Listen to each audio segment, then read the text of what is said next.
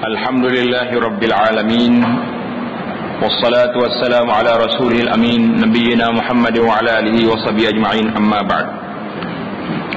Sambungnya pengajian kita dalam bab maksiat al-ma'asi al-zahirah, maksiat-maksiat yang zahir. Maksiat yang zahir ini maknanya kita yang kita buat, ini anggota kita. Kita telah banyak dah belajar. Sambungnya kita pada kali ini adapun faraj. Jadi Tuan Syekh kita ni ajar kepada kita bagaimana nak jaga faraj kita daripada terjebak ke dalam benda-benda yang mungkar. Adapun faraj itu, yakni kemaluan itu, maka engkau peliharakan akan dia daripada tiap-tiap yang diharamkan oleh Allah Subhanahu wa taala. Kita jaga dia daripada semua yang diharamkan oleh Allah Subhanahu wa taala. Dan jadikan dirimu itu seperti yang dikata oleh Allah, yang difirman oleh Allah Subhanahu wa taala. Kita nak masuk diri kita ni dalam sebagaimana arahan Allah Subhanahu wa taala di dalam Al-Quran dengan firman-Nya, walladzina hum li furujihim hafizun illa ala azwajihim aw ma malakat aymanuhum fa innahum ghairu malumin. Surah Al-Mu'minun ayat 5 dan 6. Surah Al-Mu'minun. Artinya, dan mereka itu yang memeliharakan faraj mereka.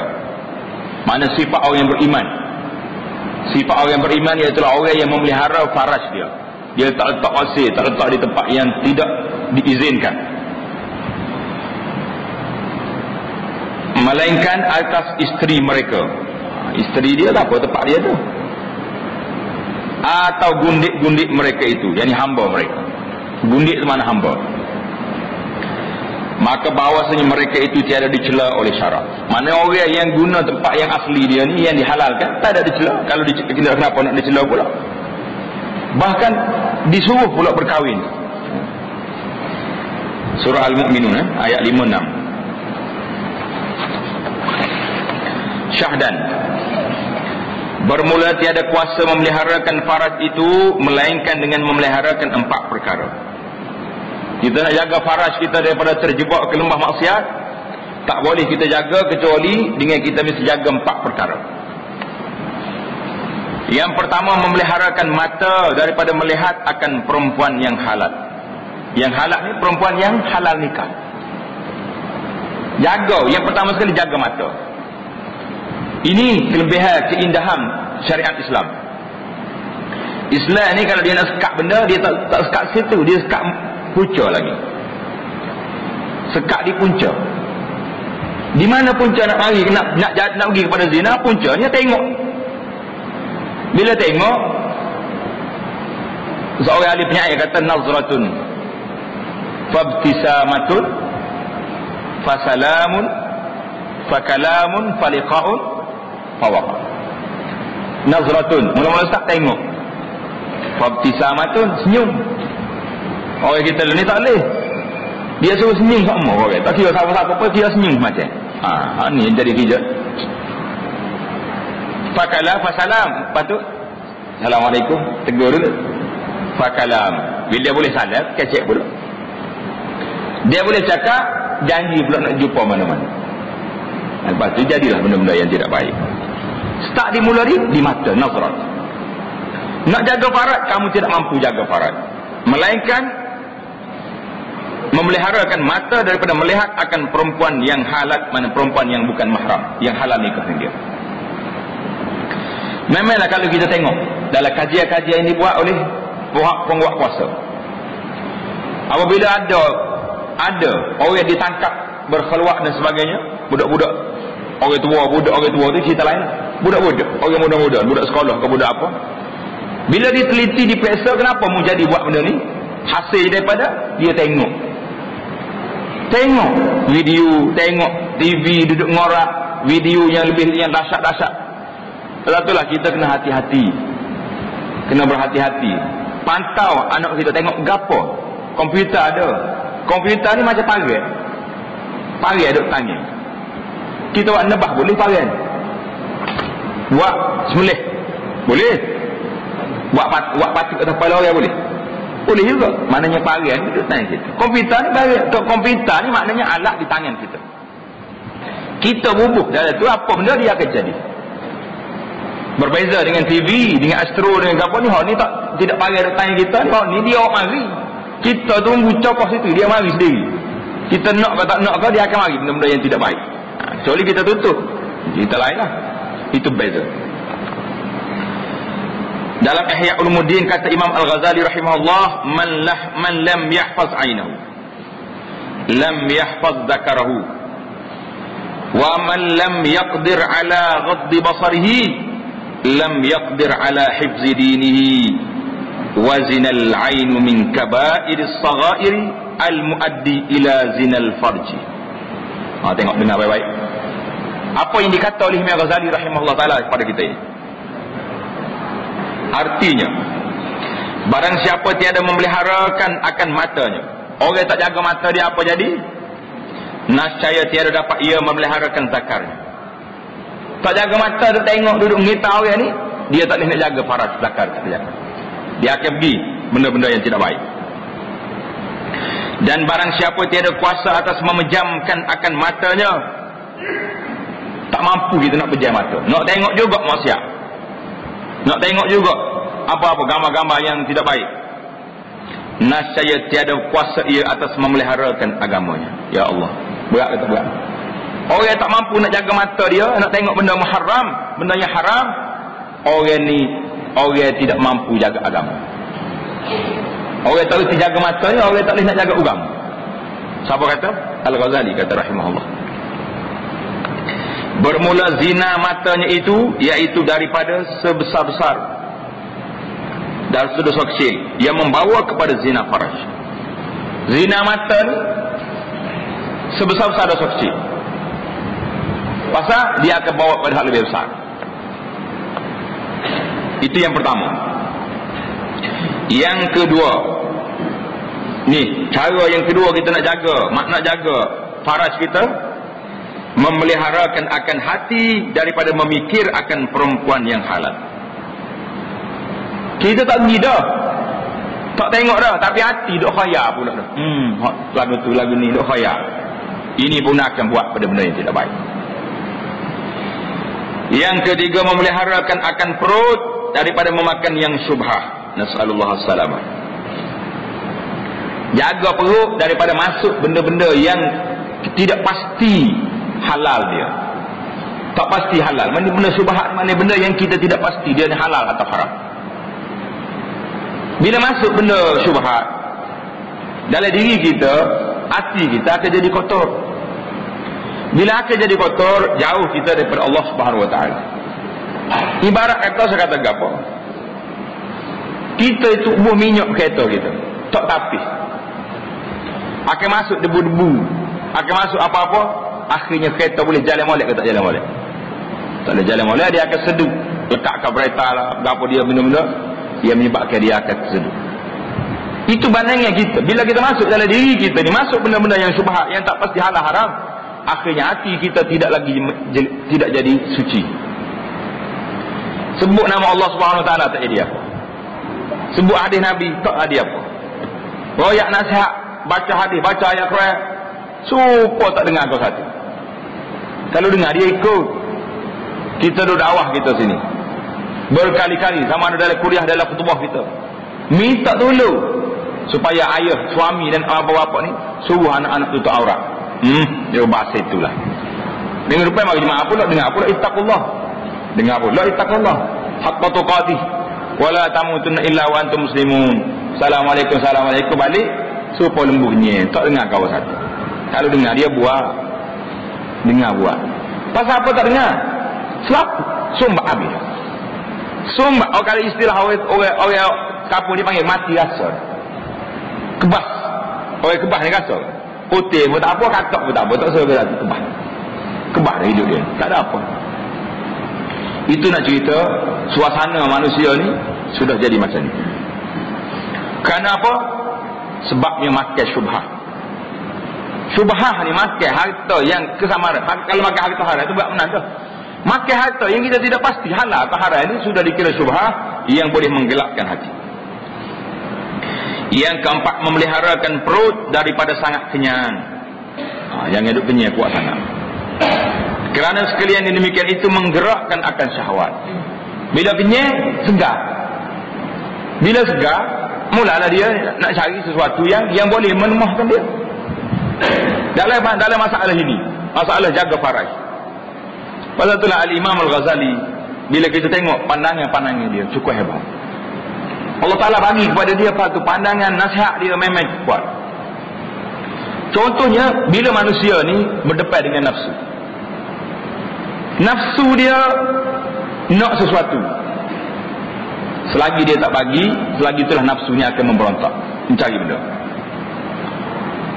Kalau nafsu kita nak menuntut, ada nafsu dia nak perkahwinan, nak pada isteri, maka kalau bui lah apa? Ayah dia kata saya nikah lagi awal, mukcik lagi ni, baru umur 25 tahun ni, ngaji berhabis dulu. Ayah bui kereta sebuah, pak buah kereta pun tak akan selesai masalah dia. Kerana dia nak benda lain, kita bagi benda lain, tak jadi.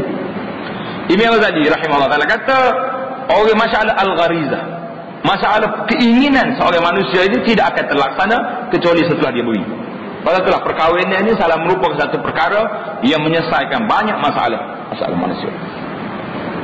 Sebab itulah Nabi SAW dalam hikmah dia yang sangat besar, dalam masalah menjaga faraj, dia suruh kita orang nak kahwin ni, kita tengok isteri dia, calon bakal isteri, kita tengok. Waktu Jabir radhiyallahu taala nak kahwin, dia pun Rasulullah ni, Nabi kata halla apa ni, ada sahabat nak kahwin, Nabi kita kata mu tengok dia, mu tengok ke tidak calon isteri kamu ni. Dia tak tengok. Nabi sebutlah, dia kata kabilah ni mata dia ada lain sikit pada mata puakmu. Boleh jadi mata dia ni ripit sikit ke warna ke, adalah perbezaan. Arab ni suka mata luas contoh. Nabi kata falyanzur ilaiha, naklah kamu tengok pada calon isteri kamu, kerana ini lebih mendekatkan, lebih membawa kepada keserasian dan keselesaan penerimaan jiwamu. Sebab orang ini tak sama. Ada orang dia suka putih pada telah semua. Kalau wih gelap, tak sih, tak jamin. Tak main setara mana sepanjang India pun tak sih. Sebab dia kata dia nak putih, nak anak Cina juga. Ada orang tak minat putih, nak orang gelap sikit dari mata Hindustan. Mana nafsu orang berbeza. Nafsu seorang itu berbeza. Sebab itulah dia bila nak selesai masalah dia kena selesai dengan cara yang baik. Jadi dalam kitab kita ni dia kata nak jaga faraj, mesti jaga 4 perkara ni. Semua ni dia panggil wasilah, benda-benda yang boleh membawa kepada benda tersebut. Dalam Islam dia tak, kita bagi tahu tadi, dia tak sekat gak gitu, dia sekat di permulaan, mula jalan lagi. Bila Allah SWT sekat benda-benda masalah zina, dia haramkan pergaulan bebas. Haram tengok pada orang yang perempuan yang ajnabi. Haram bercakap dengan orang perempuan tanpa sebab, dan banyak lagi perkara-perkara yang haram. Kerana semua ni akan bawa kepada yang akhirnya pergi kepada dosa besar, zina. Wal'iyadzubillah. Jadi semua perkara-perkara begini, inilah satu penjelasan yang diberi kepada kita. Adapun kedua tangan itu, maka engkau peliharakan daripada memalu-malu. Ni orang lain dah. Ini maksiat tangan pula ni. Habis dia maksiat faraj, maksiat tangan pula. Bagaimana nak jaga tangan kita daripada melakukan maksiat? Maka engkau peliharakan daripada memalu, mana memukul. Bukan bahasa Selatan ni memalu ni, mana memalukan orang, menjatuh maruah ke tak? Mana memalu dengan mana memukul akan orang Islam. Nak jaga tanganmu daripada maksiat, jangan pukul orang. Kalau kita berkuasa, kita tahu orang. Salah. Pukul ni bukan dengan tangan napa saja. Pukul dengan kuasa lebih kuat daripada pukul dengan tangan. Pukul dengan tangan orang nampak pokok habis itu, bapaknya napa di kawan itu. Tapi pukul dengan kuasa ni lagi dahsyat. Apa tak orang ni tak terima ni? Tidak orang kita. Pasal apa orang ni atas lah, ulu-ulu jauh-jauh tu? Orang tidak orang kita. Kalau orang kita boleh duduk dekat, boleh naik pakat cepat. Semua ni dia panggil pukulan. Menggunakan pukulan kuasa. Dan jaga tanganmu daripada mencapai akan harta yang haram. Jangan ambil benda haram. Dan engkau peliharakan pula daripada menyakiti dengan kedua tangan itu akan suatu daripada makhluk Allah Ta'ala. Jangan kita sakiti makhluk Allah Subhanahu Wa Ta'ala. Atau engkau khianat dengan keduanya itu pada amanah orang. Orang yang kita sipar, kita khianat. Senyap-senyap buat lari bagi orang. Senyap-senyap makan secara sembunyi-sembunyi, tak ada. Atau kepada pertaruhan orang. Orang sipar benda orang kita, lama-lama tu tak ingat. Dia tu ada lama tak mari, kalau tak ingat ambil ke dia mah. Ini masalah Yalah. Banyaklah benda-benda yang. Dan engkau peliharakan pula kedua tanganmu itu daripada menyurat. Apa makna menyurat? Menulis akan suatu yang tiada harus menuturkan akan dia. Jangan tulis benda-benda palsu. Zaman kita sekarang ni zaman fitnah. Orang tulis surat layar lah, surat berapa, surat tak ada tuan. Tanganmu ni, tulis surat ni. Tangan maksiat yang kamu akan bertanggungjawab di hadapan Allah Subhanahu Wa Taala esok. Mulut tulis cakap, tangan royak, tangan ni lah tulis dulu ni. Jatuh fitnah orang. Sekarang ni memang orang suka nulis. Sama ada melalui surat layar dengan postman ataupun melalui internet. Dia tulis dalam internet, orang ni pula nama, dia sebut nama orang ni. Jawatan sini, kerja dia begini, duk tulis ke nama orang yang memang tak ada asas, tak ada bukti yang boleh menunjukkan sedemikian.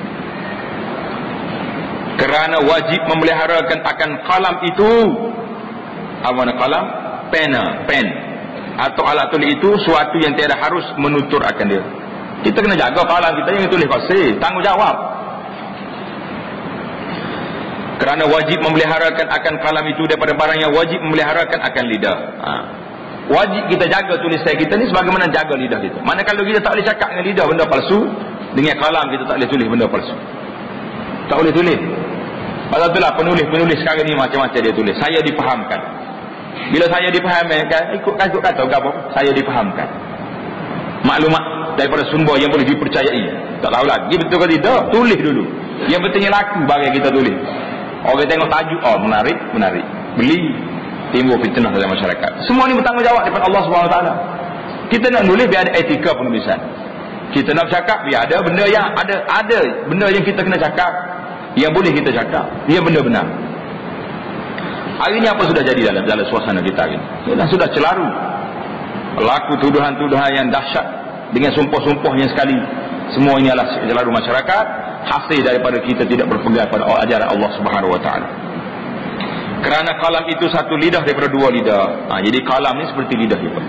Kalau yang mana-mana yang kita tak boleh cakap dusta, tak boleh kita tulis dusta. Banyak sekarang ni orang sanggup jadi saksi, jual tanah kau, beli barang kau, apa saja akad janggut dari saksi palsu.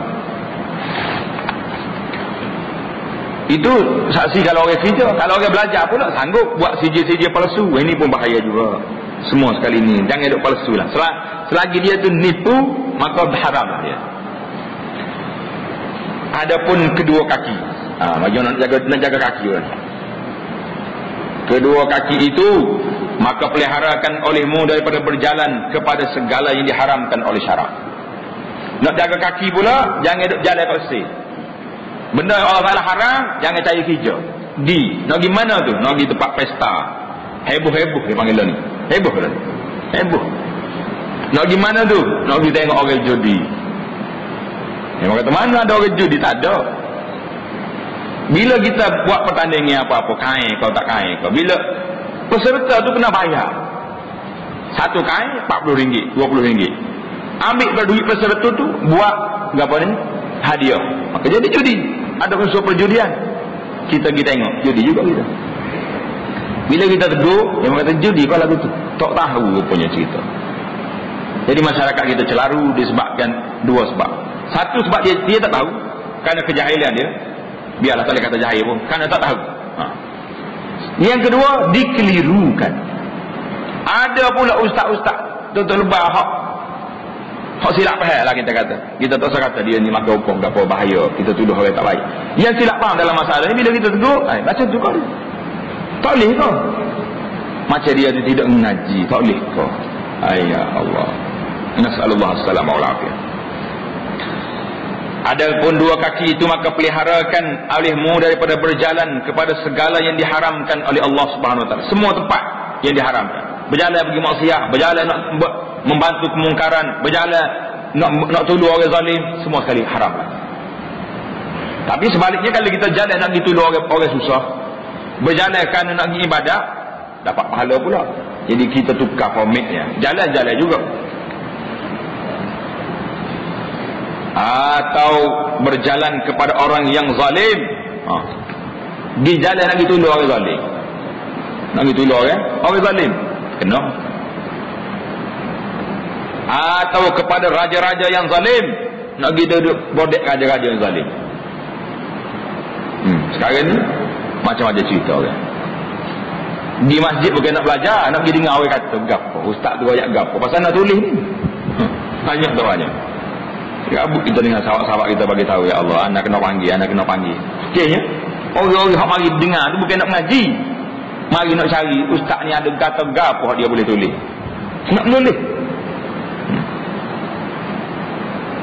Kerana pergi kepada raja-raja yang zalim itu dengan tiada darurah yang sangat, ada hajat yang perlu sangat, atau dengan tiada hajat yang memberi maslahah pada akhirat atau pada agama, maka iaitu jadi maksiat lagi haram. Pergi jumpa pemimpin yang zalim dengan tak ada sebab, lagi bodek, ini adalah satu maksiat yang haram, lagi haram. Seperti kata Imam Al-Ghazali rahimahullahu ta'ala, fal masyu ila salatin az-zalama min ghairi daruratin wa irhaq maksiatin wa irhaq min ghairi daruratin wa irhaqin maksiyatun kabiratun fa innahu tawadu'un lahum wa ikramun lahum ala zulmihim wa qad amara Allah ta'ala bil i'rad anhum fi qawlihi ta'ala wa la tarkanu ila alladhina zalamu fatamassakumun nar wa ma lakum min dunillahi min awliya ثم لا تنصرون. Surah Hud ayat 113. Hud, ha waw dan Hud ayat 113. Wa huwa taksirun li sawadihim wa i'anatun ala lahum ala wa i'anatun lahum ala zulmihim wa in kana dhalika li sababi talabi malihim فهو سعي إلى الحرام وقد قال صلى الله عليه وسلم من تواضع لغني صالح ذهب ثلث دينه هذا في غني صالح فما ظنك بالغني الظالم. Artinya, maka berjalan kepada sultan yang zalim, pemimpin yang zalim. Jangan kita anggap bila sebut sultan, anggap raja, tuaku. Bukanlah itu. Maksudnya pemimpin yang zalim. Tak kira siapa, Perdana Menteri, Menteri besar, penghulu pun dah dia zalim. Dengan tiada darurah, yakni dengan tiada hajat yang maslahah pada syarak. Ada maslahah pada syarak. Dan tiada hajat yang sangat picik. Maksud apa picik ni? Yang sangat terdesak, mana sangat perlu. Pasal kena pergi. Kalau kita tak pergi juga, tanah kita kena rapat umpamanya, harta kita kena ambil. Itu cerita lain lah. Iaitu jadi maksiat. Kalau pergi juga, orang ini jadi maksiat. Kerana yang demikian itu merendahkan diri bagi mereka itu. Kita jumpa orang zalim ini, kita telah merendahkan diri kita kepada mereka. Dan mulia akan dia, memuliakan orang zalim. Dan sungguhnya telah disuruh Allah Subhanahu wa taala, Allah taala telah menyuruh dengan berpaling daripada mereka itu. Allah taala suruh kita ni beri arahan pada hamba dia, jangan pergi beri sokongan, beri semangat, beri memuliakan orang-orang yang zalim lah. Mana dalil dia? Dia tak terjemah ayat Quran ni. Ayat Quran ni, wala tarkanu ila alladhina zalamu fatamassakumun nar. Tuhan sebut dalam Quran surah Hud, la tarkanu ila alladhina zalamu. Mu jangan cenderung nak ikut, nak tolong orang-orang yang zalim. Orang yang zalim ni bukan tak apa orang saja, seperti kita tadi. Zalim ni makna orang yang tidak ikut perintah Allah, tidak ikut perintah Rasul, itu makna orang zalim. Kalau mu cenderung nak bantu juga mereka ni, nak sokong juga, bui juga apa ni, semangat juga nak bersama mereka, fatamassakumun nar, kamu akan disambau oleh api neraka. Wal iyad billah. Dan lagi yang demikian itu apa-apa. Pergi berjalan, pergi tempat orang zalim itu, membanyakan mana meramaikan. Meramaikan bagi kaum, bagi kumpulan mereka itu. Dengan sebab kita pergi, jadi ramai puak ni.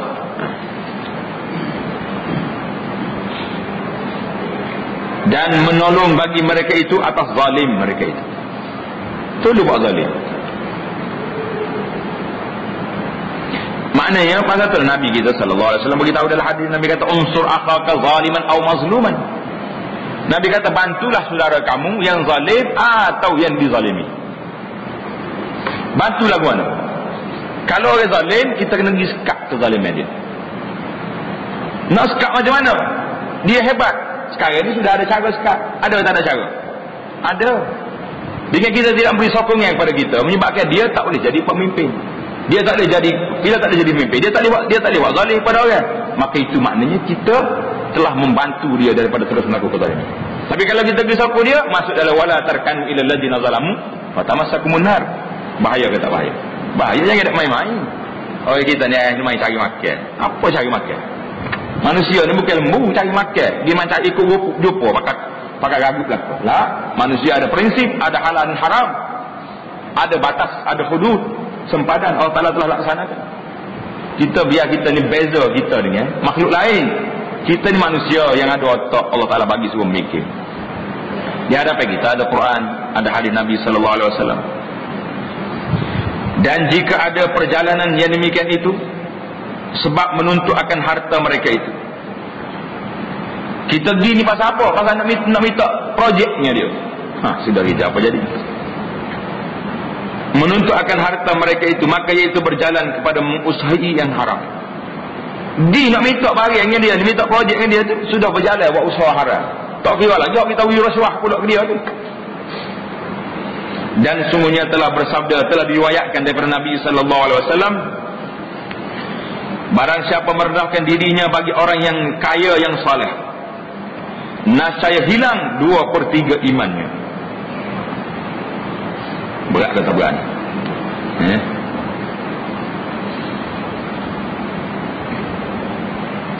Siapa dia berjalan merendahkan dirinya bagi orang kaya yang saleh. Orang kaya ni orang kaya tapi dia yang saleh, baik, nascaya hilang 2/3 imannya. Inilah pada orang yang kaya yang saleh. Apalagi engkau sangka dengan orang kaya yang zalim. Maknanya ini, riwayat ini tanda situ hadis lagu ni merendah diri kepada orang kaya yang saleh ni hilang 2/3 agama. Tulis di situ, kata di muhakkik, dia kata apa? Dia kata hadis ini